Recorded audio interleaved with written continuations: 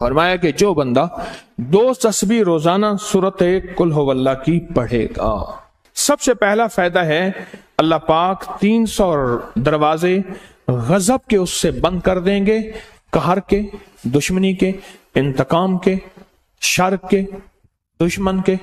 اللہ 300 دروازے اس سے بند کریں گے اس دن جس دن 200 دفعہ سورت اخلاص پڑھے گا، قل ہو اللہ پڑھے گا۔ آپ چلتے پھرتے پڑھ لیں، حتیٰ کہ وضو نہیں ہے زبان پاک کے پڑھ سکتے ہیں۔ اس کے 9 فائدے بتا رہا ہوں، غور سے سنیے گا۔ 2 تسبیح سورت قل ہو اللہ کی۔ دوسرا فائدہ فرمایا کہ جو بندہ 2 تسبیح روزانہ قل ہو اللہ کی پڑھتا ہے، اللہ 300 رحمت کے دروازے اس پہ کھول دیتے ہیں۔ تیسرا فائدہ غور سے سننا، 300 رزق کے دروازے کھول کے اللہ اسے غیب سے رزق عطا فرمائے، 300 رزق کے دروازے کھول۔ چوتھا فائدہ ذرا غور سے سننا، اللہ بغیر محنت کے علم عطا فرمائے گا، اور اپنے علم میں سے بغیر محنت کے لدنی علم، وحبی علم، وحبی غیبی علم، لدنی وحبی علم، کس کے؟ بغیر محنت کے اللہ علم عطا فرمائے گا اپنے علم میں سے، اور اللہ علم عطا فرمائے گا اپنی علم میں سے، اللہ سمجھ عطا فرمائے گا اپنی سمجھ میں سے۔ اور 5واں فائدہ 66 قرآن پاک ختم کرنے کا ثواب ملے گا۔ 66 کتنا؟ جو 2 تسبیح سورت قل ہو اللہ پڑھے گا، 66 قرآن پاک ختم کرنے کا ثواب ملے گا اسے۔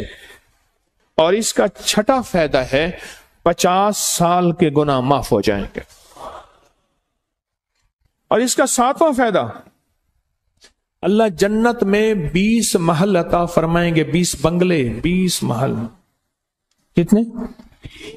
20 محل، اور ہر محل میں یاقوت، مرجان، زمرد، عقیق، اور ہر بنگلے کے محل کے 70,000 دروازے ہوں گے، اور اس میں 70,000 نعمتیں ہوں گے، اور اس میں 70,000 دسترخوان ہوں گے، اور یہ اس شخص کے لیے ہوگا جو صرف 2 تسبیح سورت قل ہو اللہ پڑھے گا۔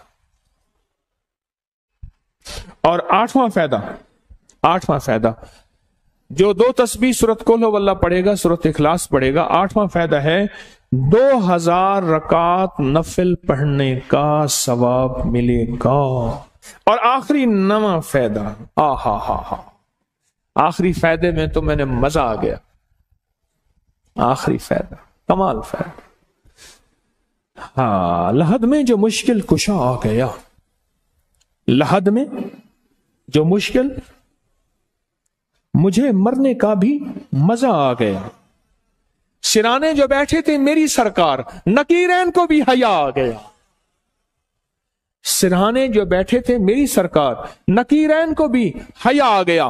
محمد محمد محمد محمد صلی اللہ علیہ وسلم، محمد محمد محمد محمد میں کہتا رہا، نور کے موتیوں کی لڑی بن گئی، آیتوں سے ملاتا رہا آیتیں، پھر جو دیکھا تو نعت نبی بن گئی، حسن جنت کو جب بھی سمیٹا گیا مصطفیٰ کے نگر کی گلی بن گئی۔ حسن جنت کو جب بھی سمیٹا گیا مصطفیٰ کے نگر کی گلی بن گئی۔ اب سنیں یہ سورت اخلاص کا